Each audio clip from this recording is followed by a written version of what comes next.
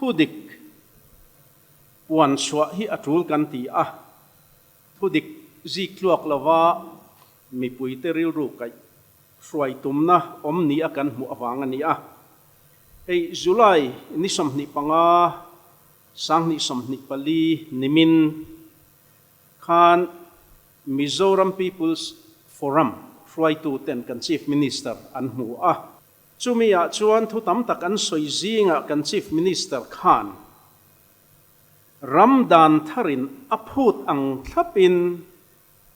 CBI nena general consent kan pe ti na soyani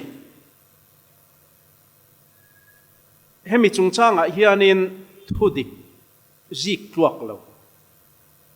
a ni in keini chuan country a Chief Minister emo ZPM sarkar emo soi ser ngor hi kan Tumna Lova trapo kan tilaw ama ero chu Mipuite Thudik an fiat hei nana ke pen hi kan mo phurna le kan ti tur nia kan fiat wangani hei nimina kan Chief Minister tu soi chungchang chu newspaper te le electronic media franga mutur omani kha tin kan Chief Minister in Ramdan tharin na phut atia Ramdan thar ati hi Indian Penal Code sang khajariat somruk thak tu Bhartiya Nyay Sanhita sang ni somni pathum ni na langa he dan thar hi July ni khat kumin July ni khat atanga man ran tu ti ani kha CBI consent pek chungchanga he dan thar hian engma phuta nei lawani Ramdan thar in a phut ang thlapin an tia he dan thar lo hi chu soitur kha hemi CBI consent pek chungchanga lova ten he dan thar hian CBI pek chungchanga thu phut engma anei lo ti kha ti kan hriat a thain ka hria a CBI director in state tin te hena lekha thonani state chief secretary zong te hena chuta chuan July ni khat sang ni som ni palia tanga dan thar man turani to wang hian hemi dan thar hnuaya hian investigation te kan ti angai dona wangin consent hi impact tharangai ni ti in anron ar lekha ron ziaka ma se kha a competent authority hanti turakha ani chia lawani achan chu Ministry of Personnel Public Grievances and Pension Government of India hi hemi chungchanga thunei tu dik tak zok chu ani a Mizoram sarkarina December ni somni pariat sang ni somni pathuma CBI nena general consent azuk pek dungzui khan hemi Ministry of Personnel Public Grievances and Pension hian February ni som pakwa sang ni somni pali khan notification aron chua thlap to ani CBI yan Mizoram chunga investigation anti thiang ti notification for Ministry of Personnel Public Grievances and Pension Government of India in notification aron chua thap ani chuan helaya hian thil hriat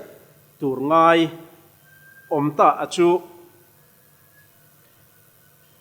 Indian Penal Code sang khajariat somruk thak tu dan thar Bhartiya Nyay Sanhita sang ni somni pathum July ni khatatanga mantran ani ta ka chuan hemi tho Ministry of Personnel Public Grievances and Pension Government of India New Delhi hian notification po June ni som pariat sang ni somni pali khan aron chwa thlap to a chuta chuan Delhi Special Police Establishment Act nuaya Section 3 nuaya CBI ten an chui thei offense rang Indian Penal Code provision amia kha Bharatiya Nyay Sanhita sang ni somni pathum nuaya khan a section number te kha alo san diat to a khami dung zui khan chu Ministry of Personnel hian notification po kasoyang khan June ni som pariat sang ni som ni pali khan aron chwa dai to a state sarkar in hemi chungchang e notification lo chwa ve po ngai lo chuan CBI hemi director in a lekha aron thon dung zuya consent notification anron chwa Mizoram Gazette July ni khat sang ni som ni palian ron chwa po khan he dan hi mention om lo reng reng soilan om lo reng reng ani chuwangin kan chief minister in ramdan tharina phut angin general consent kan pe ati te hi chu Thudik Ziktluak lo ani general consent kan pe anti hi general consent ama ngei poina asoi thin kha ani lo ani ti achiang khop mai then apoi mo berachu CBI ne na phalna consent kan pek chungchanga yan general consent nge nia partial consent ti aya apoi mo dai zo ka chu phalna kan pek hian enge huam ti khani poi mo zo ka chu hemi chungchanga hian kan chief minister ngei po hian kumsang ni som ni pathum MLA election campaign lai te po khan CBI ya kini chon consent general consent kan pe anga te thuina ni tin election zo sarkar thar lo piana assembly session nei masaber December nikum December thane akhan December ni sompali a governor address soi ho na khan governor thu soi ho na khan kan chief minister in CBI ne na general consent pek ani tur chungchanga athu soi hi kan soi no nga he TV a athu soi khamia athu soi ngei ale linna angai ngaya angya langana asoi kan ron chiar chuakanga kan sarkar kalta khan lok ayukta in CBI ne na pek arot pathum lai kan sarkara thelu kan sarkarin alo dang chata pek aphal lo ani kha keini ero chuan general consent kan pedona engma phalna mindil angai don lo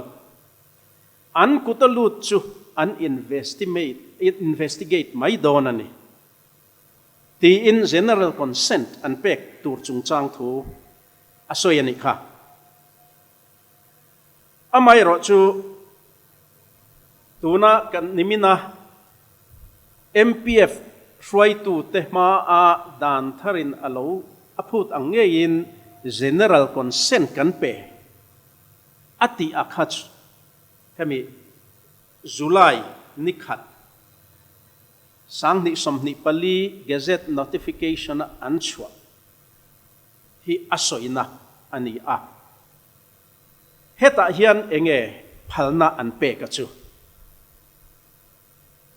phalna chu ti khati central sarkar nuaya public servant te sarkar na thokte central public sector undertaking nuaya na thokte le private agency khang an tho central sarkar na thokte tho pui tu te laka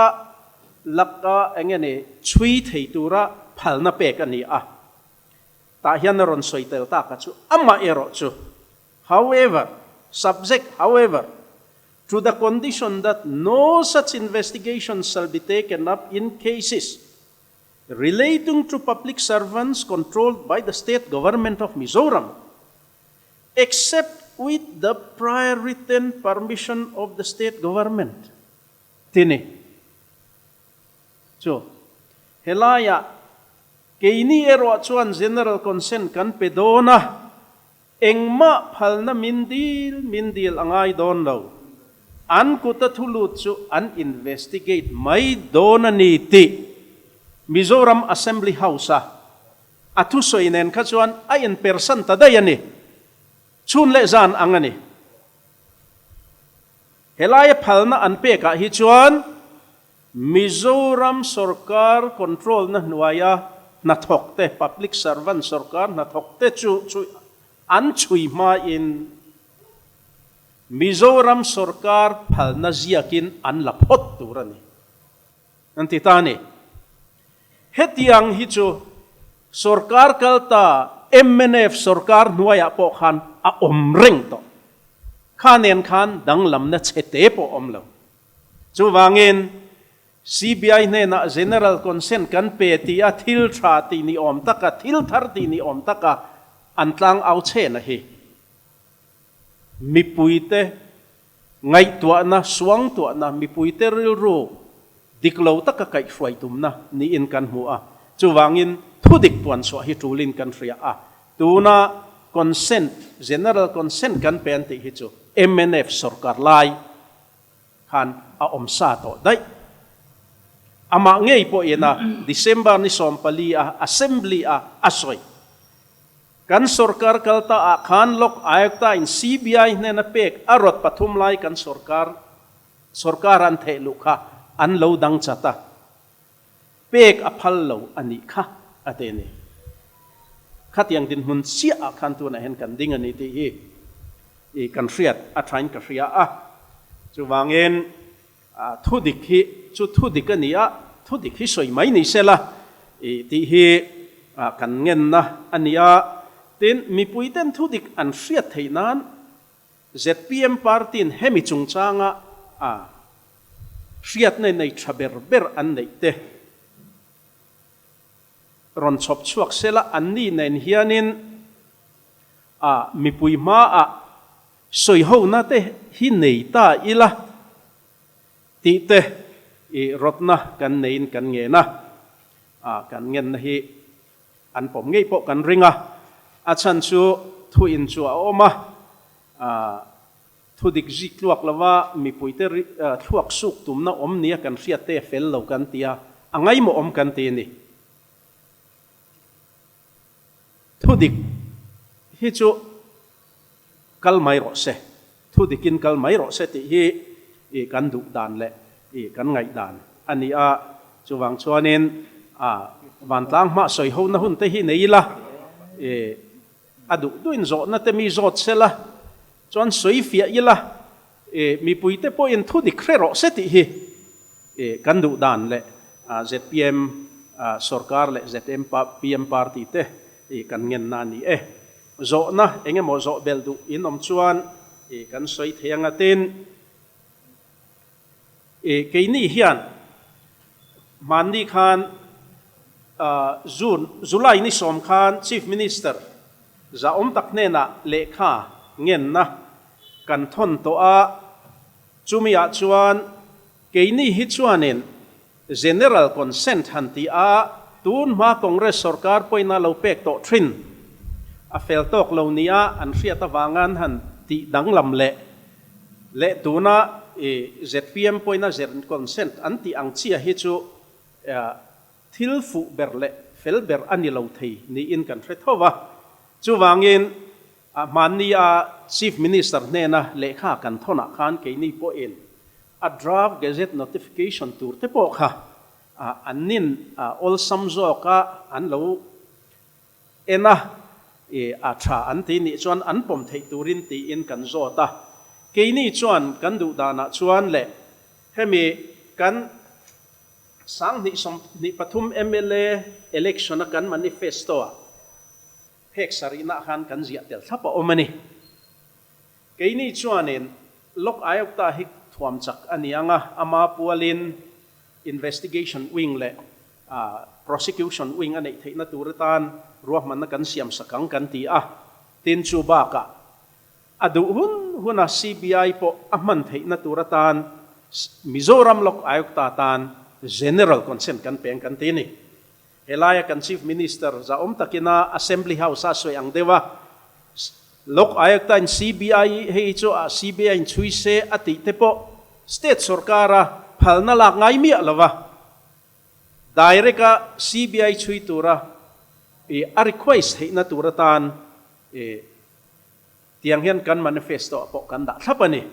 chumi dung zui chuan helai hian draft notification te pawh khamhan ni kan lekha khan kan thil te la chumi ya chuan CBI khai Mizoram lok ayok ta in